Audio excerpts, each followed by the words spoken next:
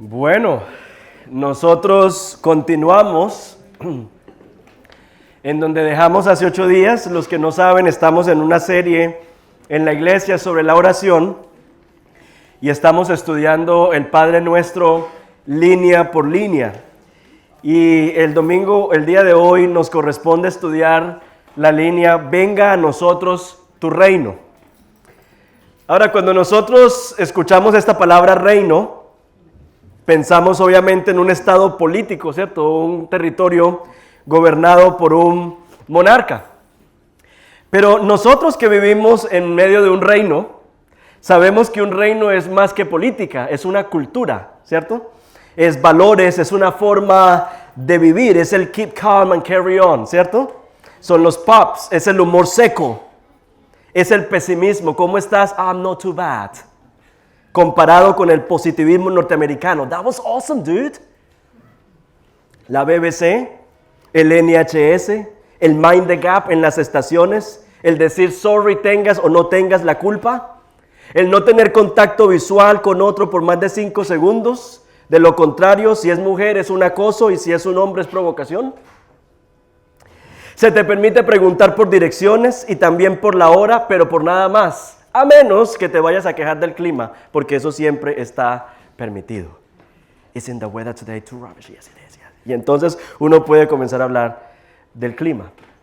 Como se dan cuenta, vivir en el Reino Unido es más que simplemente un tema de política. Es toda una cultura, es una forma de ver la vida. Y es así como podemos entender entonces esta línea de venga a nosotros tu reino. ¿Cierto? Lo que Jesús está hablando aquí es que con la llegada de Jesús llegó una nueva cultura, llegó una nueva forma de vivir, de ver la vida, un nuevo lente para ver el mundo en el que nosotros vivimos. De hecho, es interesante porque el primer sermón que Jesús dio fue precisamente sobre esto. Él dijo, arrepentíos porque el reino de los cielos se ha acercado. O sea, ¿cuál fue el mensaje? El reino de los cielos se ha acercado. Jesús no dijo la religión de los cielos se ha acercado o la espiritualidad de los cielos se ha acercado como si fuese algo que simplemente afectara una parte de tu vida. Cuando estamos hablando de que el reino de Dios venga, estamos hablando de una nueva manera de vivir bajo el gobierno del Rey Jesús. Entonces, lo primero que vamos nosotros a definir es qué es el reino de Dios. ¿A qué nos referimos con el reino de Dios? Un autor que se llama Dallas Willard define el reino de Dios como el rango efectivo de la voluntad de Dios. En otras palabras, el reino de Dios es el lugar donde lo que Dios quiere sucede. Imaginemos en el Parlamento británico, ¿cierto? O el Congreso de cualquier país. ¿Qué hacen ellos? Ellos escriben leyes, aprueban leyes, pero en realidad el rango efectivo es donde esas leyes se apliquen. Por ejemplo, la ley británica se aplica en Inglaterra, no en Francia. Entonces, es aquí donde podemos vivir, estamos viviendo el Reino Unido. Porque las leyes... Hay como un pitido por allí, ¿no? ¿Serán los micrófonos que están...? Si quieren, apáguenlos. ¿Será ese? Ese está bien. Ya. Vamos a ver si sí. ¿Sigue el sonido? ¿Será el retorno del piano? Bueno, anyway. Sí, yo creo.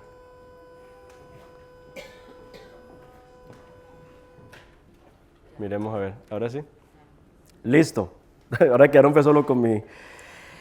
Entonces, básicamente cuando estamos hablando del reino de Dios, estamos hablando del lugar donde la voluntad de Dios se hace efectiva, se hace realidad. El reino de Dios viene a nosotros cada vez que la voluntad de Dios se lleva a cabo aquí en la tierra.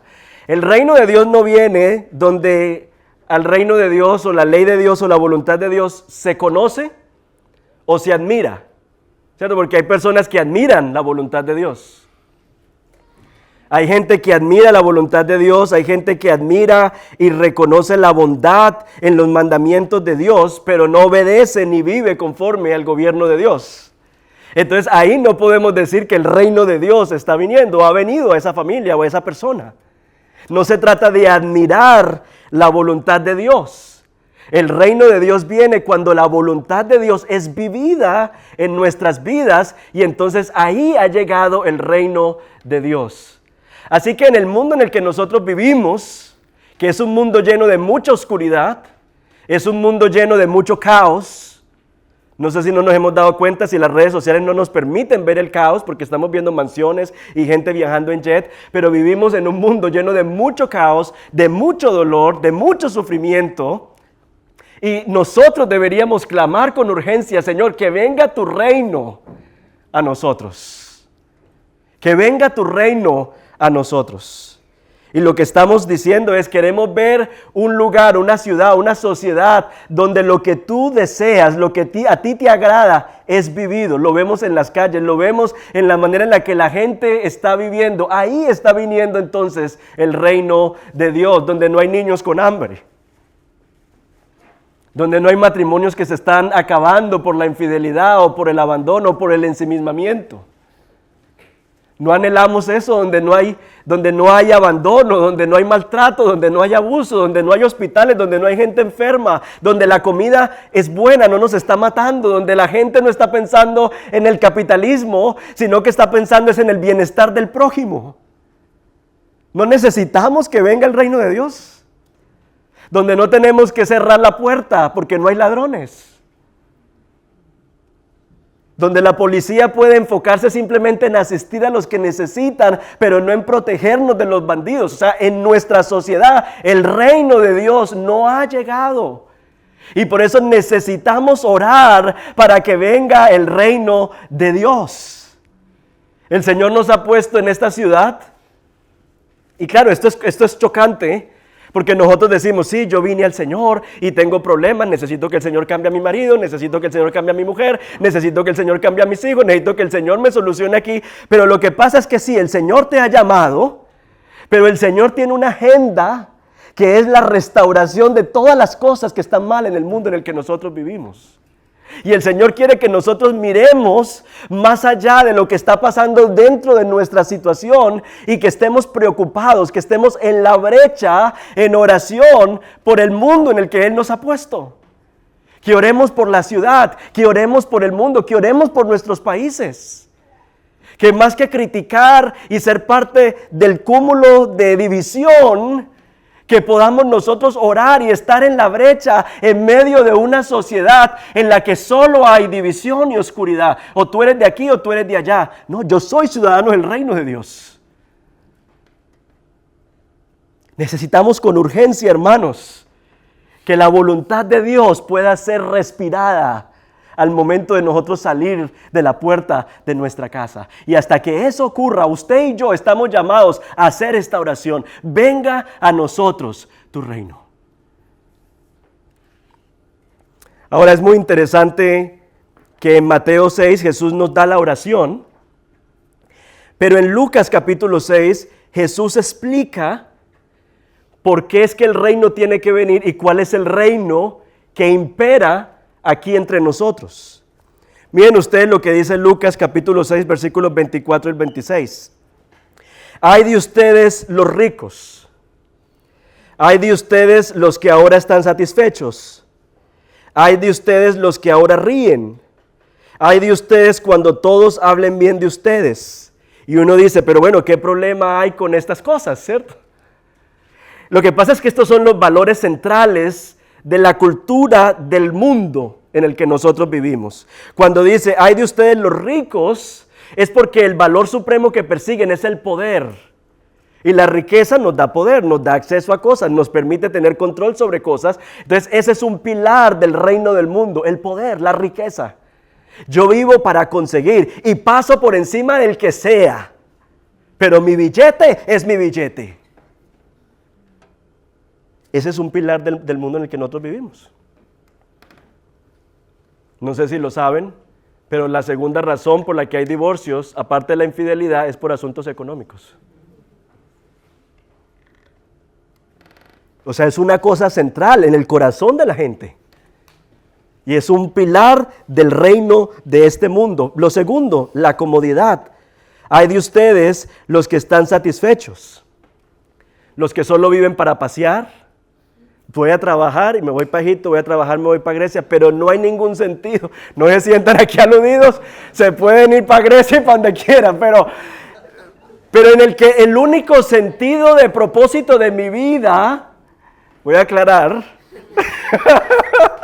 sobre todo porque muchos acaban de llegar de vacaciones. Y el pastor sí es envidioso, como él le tuvo que quedarse en Londres. Ahora no. Pero es cuando el único sentido de propósito de mi vida es trabajar y pasear y no tengo en mi horizonte a mi prójimo. Me resbala si el otro tiene hambre, me resbala. Ese no es el reino de Dios, ese es el reino del mundo. En donde yo giro alrededor de mi propia órbita y la órbita es la comodidad. Aquí cuando dice, hay de ustedes los que ríen, uno dice, pero ¿cuál es el problema en reírse? Pero el problema no es en reírse, o sea, aquí el término es la jactancia, o sea, el te gané. Ese es el tema aquí, o sea, ese es el valor, la competencia, el te gané. El quiero mostrarte que yo fui más ágil que tú, fui más capaz que tú, fui más vivo que tú. La viveza. El cómo me adelanto al otro. Este va por aquí, yo le voy 4 cuadras adelante. Esos son los valores del mundo, del reino, del mundo. Y por último dice, hay de ustedes cuando todos hablen bien de ustedes.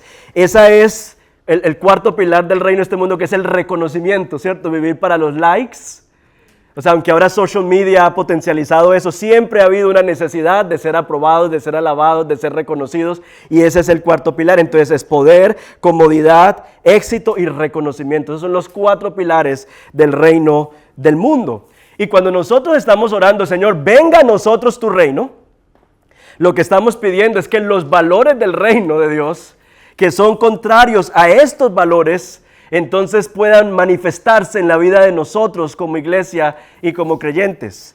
Y entonces en el mismo Lucas 6, dice en el versículo 20, volviendo su vista hacia sus discípulos, decía, bienaventurados vosotros los pobres, o sea, en vez de ricos, los pobres, porque vuestro es el reino de Dios.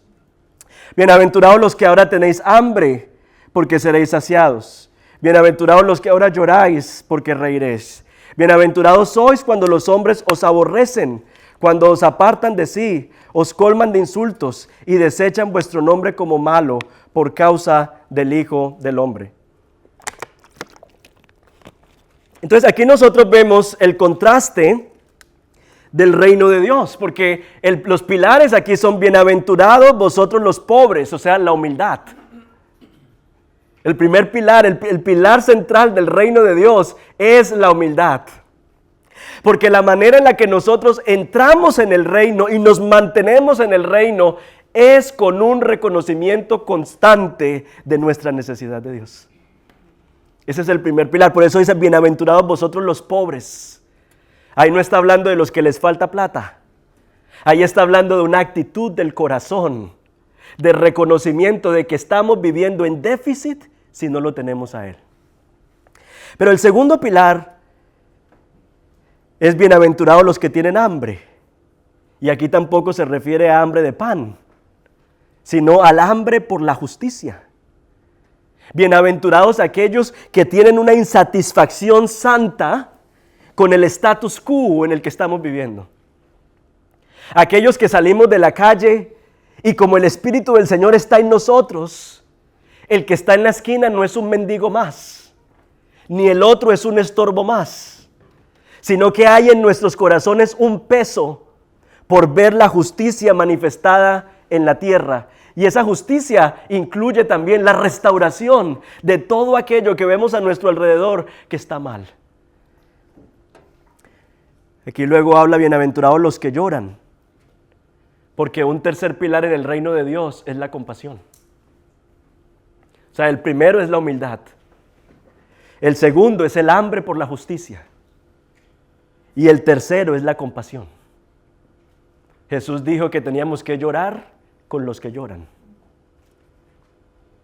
la compasión. Y número 4, cuando él menciona aquí, bienaventurados sois cuando los hombres os aborrecen, cuando se aparten de ustedes, cuando los llenen de insultos, cuando los desechen. Bienaventurado, el cuarto pilar es la fidelidad costosa.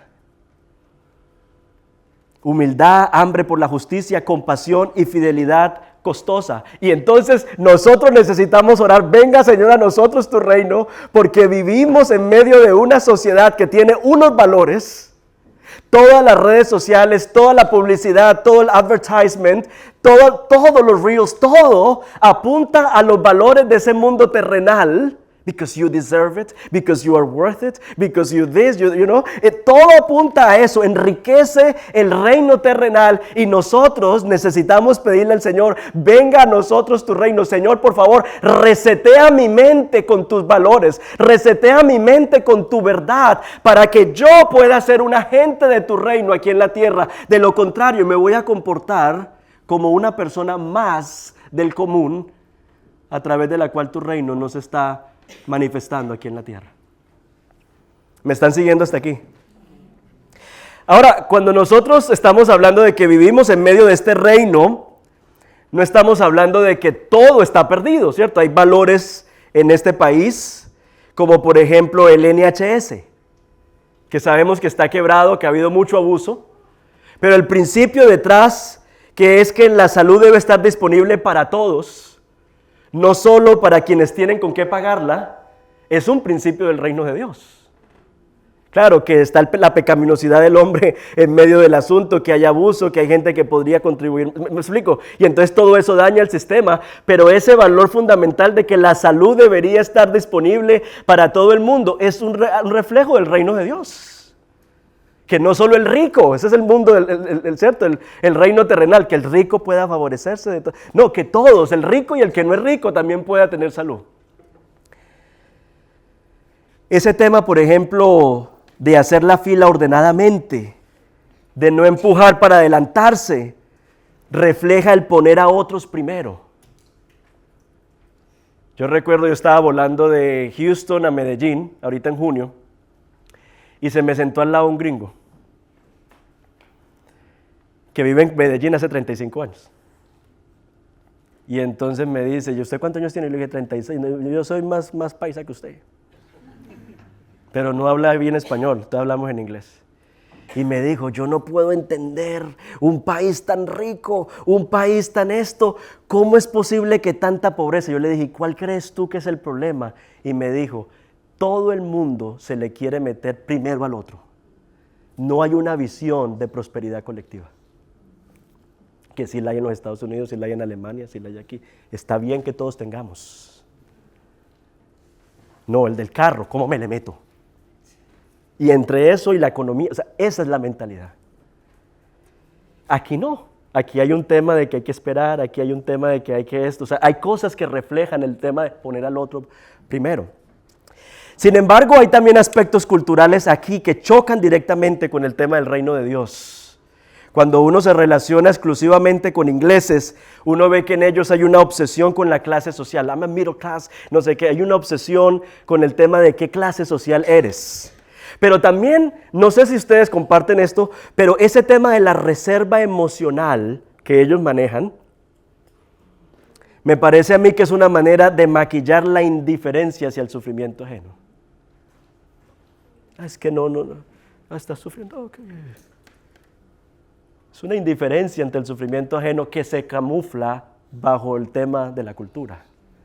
Hay cosas que reflejan los valores del reino, hay cosas que no reflejan los valores del reino. Y el reino de Dios, cuando nosotros hacemos esta oración, lo que estamos pidiendo es que cada día nuestros valores puedan entonces encarnar los valores del reino de Dios y no los valores de la sociedad en la que nosotros nos encontramos. Por eso cuando nosotros estamos orando, venga a nosotros tu reino, pensando en el rol de la iglesia, no estamos pidiendo que Dios nos saque del mundo. Porque yo lo que veo de muchas personas cada vez que hablamos sobre cómo están las cosas de mal, me dicen, ay sí, queremos que el Señor venga ya. ¿Cierto? Ay, que venga ya y que acabe con todo esto, ¿cierto? Para que se nos acaben todos los problemas, que el Señor venga ya. Y sí, anhelamos que el Señor venga ya. Pero de alguna manera eso refleja una mentalidad escapista, en donde no nos queremos involucrar en los problemas del mundo. Imagínense Jesús diciendo, yo no era la cruz, Padre, ¿cierto que tú? No, el Señor se involucró, el Señor se ensució las manos en medio de las situaciones que estábamos viviendo, y entonces lo mismo nos llama el Señor. Por eso esta oración, venga a nosotros tu reino, no estamos pidiendo que Dios nos saque del mundo, estamos pidiendo que la cultura del reino invada la cultura del mundo. Gracias. El reino de Dios, por eso no viene a destruir todo lo británico, ¿cierto? Viene a reorientar, a transformar, a redimir nuestra cultura bajo el señorío de Cristo. Lo que la iglesia debe ser es una embajada del reino de Dios aquí en la tierra. Es como cuando entras a la embajada española en Londres. Yo nunca he estado, pero ¿qué pasa cuando entras a la embajada española? Para no poner la colombiana. Me imagino que se escucha flamenco, ¿no? Eso no, en la española. Música ambiental. Ok. Vemos imágenes, no se escuchará nada. ¿Puro qué? Puro gruñido. Entonces me toca poner la colombiana porque uno entra y ahí mismo, ¿cierto? O la ecuatoriana, nunca he entrado, por eso hablo de la mía, no porque quiera que favorecer, ¿cierto? Pero inmediatamente uno escucha, Colombia te quiero tanto, ¿cierto? En la música, y ahí mismo están los paisajes, que uno está haciendo fila para el pasaporte y uno está con unas ganas de irse, ¿cierto? Porque con todo lo que uno ve, que no sé qué, que la comida, uno lo atrapa nuevamente y uno quiere regresar. Bueno, nosotros, la iglesia, se supone que aunque somos una comunidad imperfecta, somos una comunidad de pecadores, somos una comunidad en proceso, se supone que somos una embajada donde la gente puede degustar que hay una manera distinta de vivir. Y no es la forma de vivir bajo la arrogancia, ni la competencia, ni la jactancia, sino bajo la humildad, el deseo de ayudarnos, la compasión de yo sentirme por lo que mi prójimo está viviendo, y el tema de la fidelidad al Señor. Señor, esto me va a costar, pero estoy dispuesto a que me cueste por amor a ti.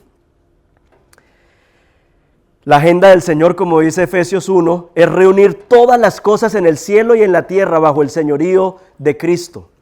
Y lo que nosotros hacemos como iglesia es participar en ese señorío de Jesús. Por eso no podemos confundir el reino de Dios con la iglesia. La iglesia es parte del reino de Dios, pero no es completamente el reino de Dios. Porque el Señor, el reino de Dios, está buscando edificar la iglesia. Yo no sé si hay un gráfico por ahí. Está buscando edificar la iglesia, servir a la sociedad mediante la justicia y la compasión y cuidar la creación. O sea, el reino de Dios incluye la iglesia, pero va más allá de la iglesia. O sea, Jesús cuando dijo en Mateo 28, toda autoridad me ha sido dada en el cielo y en la tierra, por tanto vayan y hagan discípulos, y Él dice que Él es el Señor. Básicamente hay tres cosas que Jesús está haciendo para establecer el reino de Dios. Él está edificando la iglesia a través del evangelismo, la enseñanza. O sea, la iglesia es parte del reino de Dios, pero no es el reino de Dios en su totalidad. También los discípulos que estamos entonces escuchando la palabra de Dios, vamos al mundo como enviados del Señor para servir a la sociedad a través de la justicia y la compasión. Y a través de todos, el Señor está cuidando a la creación. Porque no vivimos en medio del ecosistema, vivimos en medio de la creación de Dios. Entonces, por eso nosotros no tenemos misioneros que van a África, misioneros que van a Asia, sino que al salir de aquí, salimos todos nosotros como misioneros, como enviados del Señor para servir a la sociedad y cuidar la creación donde Él nos ha puesto. Y en esa medida estamos nosotros llevando a cabo el reino de Dios. Entonces incluye la iglesia, pero va más allá de la iglesia. Por eso tiene un impacto en cómo veo yo a mi vecino, el que está sufriendo, el mendigo en la esquina. Todo eso incluye el reino de Dios.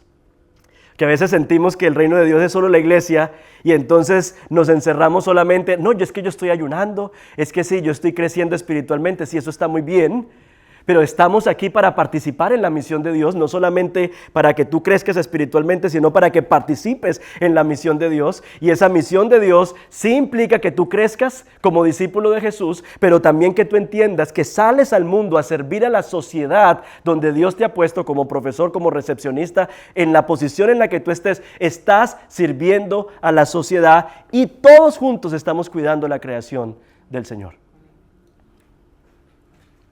Una persona el otro día que estaba hablando me decía, yo le dije, ¿en qué estás trabajando? Y me dice, no, estoy trabajando para el NHS en el 111. Y entonces yo le digo, ¿y cómo ves tu trabajo? Y yo, no, pues una perdera de tiempo, porque claro, hay que atender a la gente y no sé qué. Y yo le dije, no lo veas así, míralo como un servicio a la sociedad. Tú no sabes lo que es uno ser un papá desesperado, con su niño con fiebre, llamar al 111 y que le conteste una persona con prontitud, con calidez, con atención. Tú estás sirviendo a la sociedad como una extensión del reino de Dios, en lugar de encontrarse en una persona precisamente con tu actitud. ¿Y usted qué quiere? Espera un momentico y que lo dejen a uno ahí, uno con el niño que le está agonizando. Entonces tenemos que entender cómo es que esta oración se lleva a cabo. Y por eso es que nosotros, personas ensimismadas, necesitamos orar esto cada día para que el Señor nos dé un deseo de misión en el lugar donde nosotros nos encontramos. Para que podamos ver que Dios nos está usando al cuidar a esos niños donde estamos trabajando. Que Dios nos ha dado acceso a esas personas para que oremos en sus casas. Que usted no simplemente llega en la mañana, para que los oficinistas encuentren los escritorios limpios. Sino que usted tiene un ministerio de intercesión ahí donde usted el Señor lo ha puesto, de llegar temprano, orar por esas personas, pedirle al Señor que permita que otros compañeros que trabajan en ese mismo piso, que son creyentes y no han tenido la valentía de compartir el evangelio, lo puedan hacer y usted está ahí sembrando en oración. El reino de Dios se ha acercado y el reino de Dios se hace presente aquí en la tierra a través de nosotros que somos el cuerpo de Jesucristo. En la medida en que nosotros no vivimos bajo los pilares de este mundo, que son el orgullo, la jactancia, la competencia, sino que vivimos para amar, servir en humildad. Ahí empieza entonces el reino de Dios a brotar vida. Y nosotros vemos precisamente esto glorioso que Jesús no solamente proclamó que el reino de Dios se había acercado, sino que Jesús hizo posible que nosotros participemos de ese reino. Miren ustedes que en esta bienaventuranza, cuando dice bienaventurados los pobres, bienaventurados los que tienen hambre y sed de justicia, bienaventurados los que están dispuestos a que otros los desprecien por mi causa. Cuando pensamos en todo esto, nosotros vemos que Jesús no solo está describiendo virtudes bonitas, las bienaventuranzas están describiendo la vida de Jesús. Porque recordemos nosotros, ¿por qué pueden los pobres ser llamados bienaventurados? Porque Jesús, siendo infinitamente rico en gloria, se hizo pobre. Nació en un establo, vivió sin tener dónde recostar su cabeza y murió desnudo en una cruz. La razón por la que nosotros podemos vivir así es porque el Señor se hizo pobre para que nosotros fuésemos enriquecidos. Y es por esa gracia que nuestro corazón es movido a vivir en el reino de Dios. ¿Por qué pueden entonces los hambrientos ser satisfechos? Porque Jesús ayunó por nosotros. Y en la cruz clamó, tengo sed. Experimentando nuestra hambre y sed, no solo física, sino espiritual, para que nosotros hoy seamos saciados. Y para que nosotros en medio de cualquier aflicción, en medio de cualquier prueba, podamos clamar al Padre y en lugar de escuchar el silencio del Padre, sepamos que nuestras oraciones son escuchadas por el Padre. Probablemente no responde como queremos, probablemente no responde en el momento que queremos, pero nuestras oraciones tienen cabida en el trono de la gracia, no por nosotros, sino por aquel que tomó nuestro lugar. Eso que cantábamos ahorita, este maravilloso, asombroso intercambio. Aquel que tomó nuestro lugar, vivió nuestra hambre, vivió nuestra sed, para que nosotros hoy no tengamos que vivir con sed al lado de la fuente de agua viva, que es Dios. ¿Por qué pueden los que lloran ser consolados? Porque Jesús fue varón de dolores. Porque Jesús lloró por Jerusalén. Jesús sudó gotas de sangre en Getsemaní. ¿Para qué? Para que nosotros hoy podamos ser consolados. Y para que en medio de las heridas que cargamos, porque aquí hablaba con mi esposa esta mañana de los traumas, y me decía, ¿y quién no tiene traumas? ¿Quién viviendo en este mundo caído no ha sufrido las consecuencias de vivir en él? Y traemos esas cosas con nosotros. Pero gracias al varón de dolores, experimentado en quebrantos, tú no tienes que vivir obsesionado de tus heridas, sino que puedes mirar tus heridas a través de las heridas de Jesús y decir, en Él tengo consuelo, en Él tengo fortaleza, y mis heridas no se comparan con las de Él cuando murió por mí. Entonces esto no es moralismo, yo no les estoy enseñando moralismo, no es que venga el reino y usted tiene que vivir así, no, es que es viniendo a la cruz todos los días y entendiendo lo que Él hizo por nosotros, la profundidad con la que nos amó, que el reino de Dios puede comenzar a brotar en nuestras vidas. ¿Por qué pueden los rechazados regocijarse? Porque Jesús fue despreciado y rechazado, crucificado no en la ciudad, sino fuera de las puertas de la ciudad. Excluido para que nosotros fuéramos incluidos dentro de la familia de Dios. Por eso la cultura del reino no es algo que nosotros creamos mediante nuestro esfuerzo moral, sino que es el resultado de que el reino de Dios ha llegado. Y el reino de Dios ha llegado no simplemente porque Jesús se sentó y nos dio cátedra, sino porque Él encarnó. Esta fue la forma en la que Él vivió. Y a través de la cruz, su gracia transforma nuestros corazones. Esos corazones que son como el reino terrenal, peleándonos por plata, viviendo bajo el orgullo, viviendo bajo esto. Y empezamos a ver la vida desde el lente del reino de Dios. Hombre, la plata no es lo más importante, es las personas. Y empezamos a ver y a replantear y a cambiar esa manera de pensar, y el reino de Dios comienza a brotar en medio de nuestros corazones. Por eso, ¿qué estamos pidiendo? Y ya estoy cerrando. ¿Qué estamos pidiendo cuando estamos orando, venga tu reino? Y quiero decir que no estamos pidiendo. No estamos pidiendo que Dios empiece a reinar, ¿cierto? No estamos pidiendo que Él empiece a reinar porque Él ya es rey. No estamos pidiendo mejoras morales. Ay, Señor, sí, que la gente ya no esté en las calles pidiendo. Ay, Señor, o sea, como cosas superficiales, estéticas, externas. Estamos pidiendo la invasión del gobierno de Dios en cada esfera de la sociedad. No estamos pidiendo escapar del mundo, estamos pidiendo la transformación del mundo. No estamos pidiendo solo porque la iglesia crezca. Eso no es esta oración, Señor, que la iglesia crezca. No, estamos pidiendo la restauración de todas las cosas.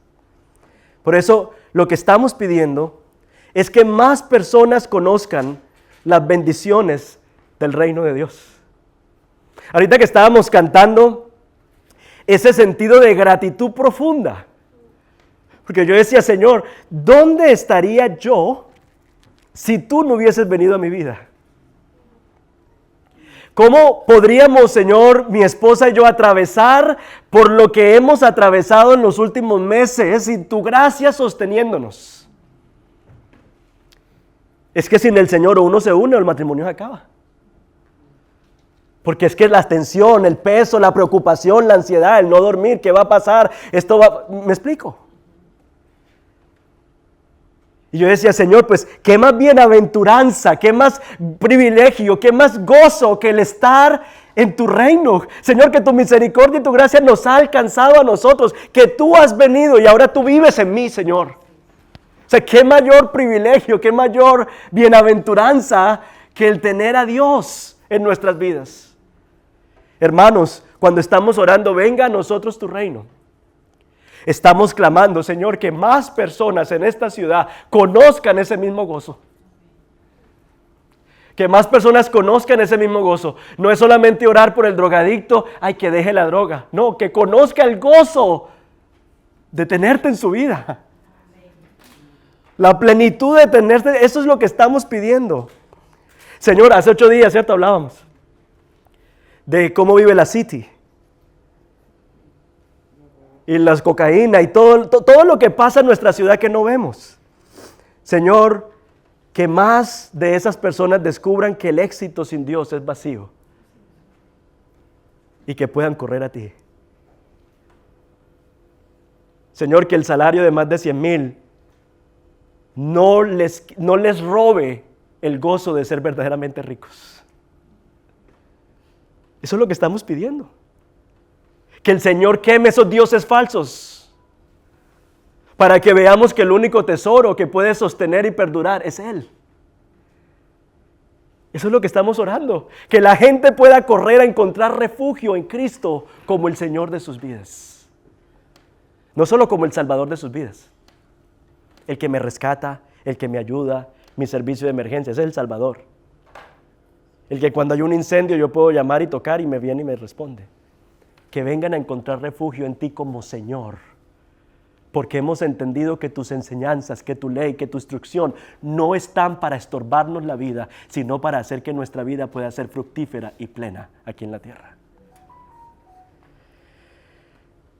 Estamos orando que Dios nos permita abrazar el costo, porque si nosotros vamos a vivir bajo los parámetros del reino de Dios, vamos a dar nuestro dinero en proporciones bíblicas y por eso vamos a sentirnos más pobres. Nos vamos a comparar con otras personas que están en nuestra misma profesión y a lo mejor pueden conseguir más cosas de las que nosotros conseguimos, pero claro, es que ellos tienen una agenda y ellos están viviendo para un reino. Y para nosotros vivir para el reino de Dios va a ser costoso.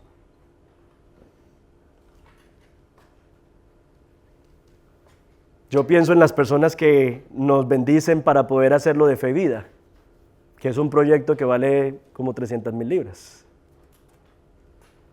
Es gente que dice, bueno, voy a dejar de irme con mi familia a un yate y gastarme 50,000 libras.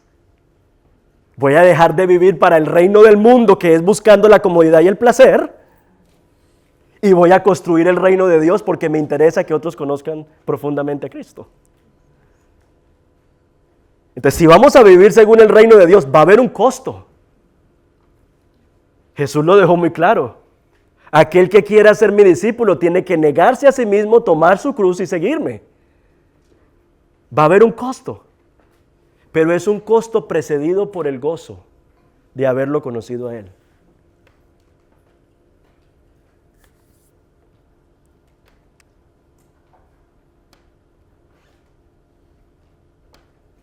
Vamos a experimentar mayor dolor que quienes se desentienden del dolor ajeno.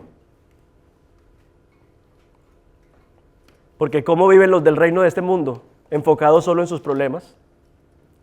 Pero ¿qué pasa cuando usted asume sus problemas y empieza a llorar con los que lloran? Su WhatsApp, ¿cómo envían las peticiones de oración?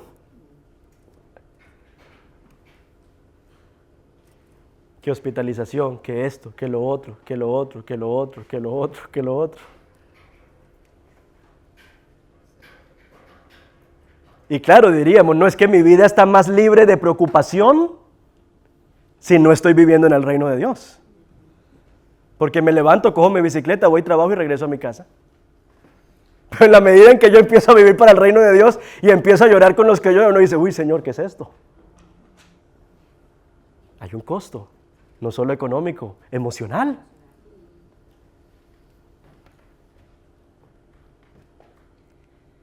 Abrir nuestros hogares cuando el espacio es un lujo. Invertir tiempo en relaciones cuando la cultura nos dice que el tiempo es oro. Rechazar un ascenso si eso me va a privar de poder servir a otros.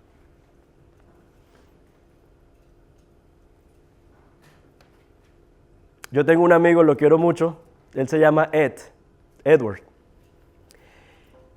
Y él llegó a su empresa y escaló. Y dice, hermano, llegué a un punto en el que era seguir escalando o quedarme donde estaba y poder servir. Qué duro, ¿cierto? Dejar el estudio bíblico que estaba liderando y dedicarme a hacer plata entonces. O sea, llegué a ese punto, en el que hay que tomar decisiones.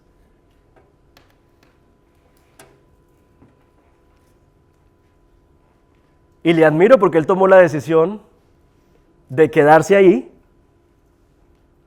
y poder servir los miércoles dirigiendo un estudio bíblico que hacen en su iglesia y acompañando a personas. Y es el costo que le ha tocado asumir.